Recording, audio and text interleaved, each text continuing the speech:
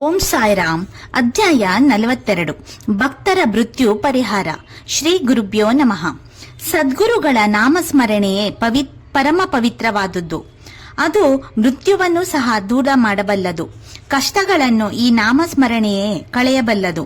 ಶ್ರೀ ಸಾಯಿನಾಥರ ಸ್ಮರಣೆ ಮಾಡುವ ಭಕ್ತರೇ ಧನ್ಯರು ಎಂದು ತಿಳಿಯೋಣ. 1918 ಸೆಪ್ಟೆಂಬರ್ ತಿಂಗಳ 28ನೇ ತಾರೀಕು ಆ ದಿನ ಬಾಬಾ ಅವರಿಗೆ ಜ್ವರ ಕಾಣಿಸಿಕೊಂಡಿತು. ಅದು 3-4 ದಿನ ಪೀಡಿಸಿದಂತೆ ತೋರಿತು. ಬಾಬಾ ಕೃಶರಾಗುತ್ತಾ ಬಂದರು. ಕಡೆಗೆ 1918 ಅಕ್ಟೋಬರ್ 15ನೇ ತಾರೀಕು ಅವರು ದೇಹತ್ಯಾಗ ಮಾಡಿದರು. ಇದಕ್ಕೂ ಮುಂಚೆಯೇ ಅವರು ತಮ್ಮ ಭಕ್ತರಿಗೆ ಈ ಸೂಚನೆ ಕೊಟ್ಟಿದ್ದರು. ಆದರೆ ಅದು ಯಾರಿಗೂ ಅರ್ಥವಾಗಲಿಲ್ಲ. ವಿಜಯದಶಮಿ ಸಂಜೆ 1916ರಲ್ಲಿ ಜನರು ಅಂದು ಸಾಂಪ್ರದಾಯಿಕ ಸಿಂಹೋಲ್ಲಂಘನೆ ಕಾರ್ಯಕ್ರಮ ಮುಗಿಸಿ ಮಸೀದಿಗೆ ಹಿಂತಿರುಗಿದಾಗ ಬಾಬಾ ಕೋಪೋದ್ರಿಕ್ತರಾದರು. ತಮ್ಮ ಕಫನಿಯನ್ನು ಕಳಚಿ ದೂನಿಗೆ ಹಾಕಿದರು. ಅಗ್ನಿಯು ಪ್ರಜ್ವಲಿಸಿತು.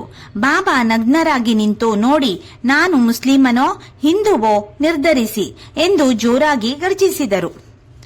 ಬಾಗೋಜಿ ಸಿಂಧೆ ಅವರು ಸ್ವಲ್ಪ ಧೈರ್ಯದಿಂದ ಬಾಬಾರವರ ಬಳಿ ಹೋಗಿ ಕೌಪಿನವನ್ನು ತೊಡಿಸಿ, ಬಾಬಾ, ಏಕೆ ನಿಮ್ಮ ಕೋಪ? ಇಂದು ವಿಜಯದಶಮಿ ಅಲ್ಲವೇ? ಶಾಂತರಾಗಿ ಎಂದು ಭಿನ್ನವಿನಿಸಿದರು.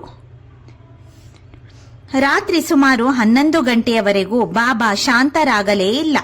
1 ಗಂಟೆಯ ಸುಮಾರಿಗೆ ಬಾಬಾ ಚಾವಡಿ ಮೆರವಣಿಗೆಗೆ ಸಿದ್ಧರಾದರು. ಇದೇ ಬಾಬಾ ಅವರ ಸಿಂಹೋಲ್ಲಂಘನವಾಗಿತ್ತು. ಮಹಾತ್ಮರ ನಡವಳಿಕೆ ಅನೇಕರ ಬಾರಿ ತುಂಬಾ ವಿಚಿತ್ರವಾಗಿರುತ್ತದೆ. ಇದನ್ನು ಅವರೇ ತಿಳಿಸಬೇಕು. ಇಲ್ಲದಿದ್ದರೆ ಸಾಮಾನ್ಯರಿಗೆ ಅರ್ಥವಾಗುವುದಿಲ್ಲ. ಈ ಘಟನೆಯ ಕೆಲವು ದಿನಗಳ ನಂತರ ರಾಮಚಂದ್ರ ಪಾಟೀಲ್ ಎಂಬುವರಿಗೆ ಕಾಯಿಲೆಯಾಗಿ ಎಷ್ಟೋ ಔಷಧಿಗಳನ್ನು ಸೇವಿಸಿದರೂ ಗುಣವಾಗದೆ ಸಾವನ್ನೇ ಎದುರು ನೋಡುವಂತಾಗಿತ್ತು. ಒಂದು ರಾತ್ರಿ ಕನಸಿನಲ್ಲಿ ಬಾಬಾ ಅವರ ತಲೆಯ ಬಳಿ ನಿಂತಂತಾಯಿತು. ಪಾಟೀಲರು ಗುರುಗಳ ಪಾದಕ್ಕೆರಗಿ, ಗುರುದೇವ, ನನಗೆ ಜೀವನದಲ್ಲಿ ಆಸೆ ಇಲ್ಲ, ನಾನೆಂದು ಸಾಯುವೆ ತಿಳಿಸಿ ಎಂದು ಬೇಡಿದರು. ಬಾಬಾ ಅವರು, ಹೆದರಬೇಡ, ಶೀಘ್ರದಲ್ಲಿಯೇ ನೀನು ಗುಣ ಹೊಂದುವೆ. ಆದರೆ ನನಗೆ ತಾತ್ಯಾನದೇ ಯೋಚನೆಯಾಗಿದೆ.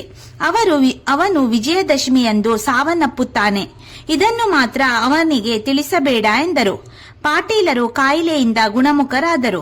ಆದರೆ 1918ರ ವಿಜಯದಶಮಿಯಂದು ತಾತ್ಯಾರ ಮರಣವೆಂದು ತಿಳಿದ ಅವರು ಚಿಂತೆಗೀಡಾದರು. 1918ರ ವಿಜಯದಶಮಿಯು ಬಂದಿತು. ತಾತ್ಯ ಆಗ ರೋಗಪೀಡಿತರಾಗಿದ್ದರು. ಬಾಬಾ ಅವರ ದರ್ಶನಕ್ಕೆ ಅವರು ಬರಲಾಗುತ್ತಿರಲಿಲ್ಲ. ಅದೇ ಸಮಯದಲ್ಲಿ ಬಾಬಾ ಅವರು ಹಾಸಿಗೆ ಹಿಡಿದರು.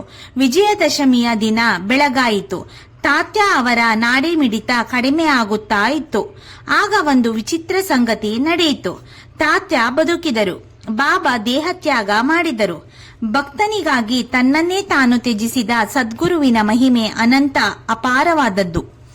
ಸಮಾಧಿಗೆ ಮುನ್ನ ಬಾಬಾ ತಮ್ಮ ಭಕ್ತರಿಗೆ ಅನೇಕ ಸೂಚನೆಗಳನ್ನು ನೀಡಿದ್ದರು. ಸಾಧ್ವಿ ಲಕ್ಷ್ಮೀಬಾಯಿ ಅವರಿಗೆ, ನನಗೆ ಹಸಿವಾಗಿದೆ ಎಂದರು.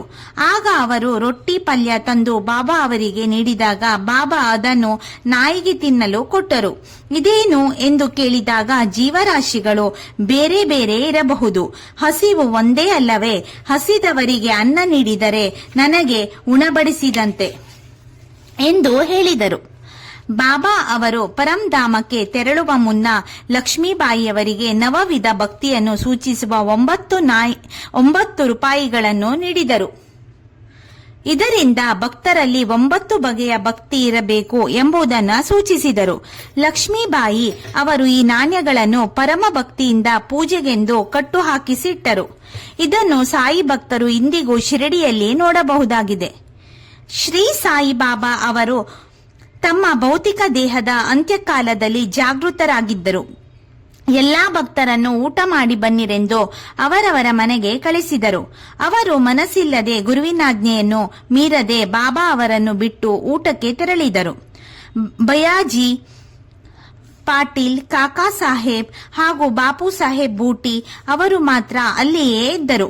ಆದರೆ ಬಾಬಾ ಬಯಾಜಿ ಪಾಟೀಲರ ತೊಡೆಯ ಮೇಲೆ ಮಲಗಿ ಯೋಗ ಮಾರ್ಗದಿಂದ ಸಮಾಧಿಯನ್ನು ತಲುಪಿ ಸ್ವಪ್ರೇರಣೆಯಿಂದಲೇ ಭೌತಿಕ ಶರೀರವನ್ನ ತ್ಯಜಿಸಿದರು. ಯಾವ ಧ್ಯೇಯ ಸಾಧನೆಗಾಗಿ ಅವರು ಈ ಲೋಕದಲ್ಲಿ ಅವತರಿಸಿದ್ದರೋ ಅದು ಸಾಧನೆಯಾದ ನಂತರ ಪರಂಧಾಮಕ್ಕೆ ಅವರು ತೆರಳಿದರು. ಎಂಬಲ್ಲಿಗೆ ಶ್ರೀ ಸಾಯಿ ಸಚ್ಚರಿತೆಯ 42ನೇ ಅಧ್ಯಾಯವು ಸಂಪೂರ್ಣವಾಯಿತು. ಓಂ ಶ್ರೀ ಸಾಯಿನಾಥಾಯ ನಮಃ.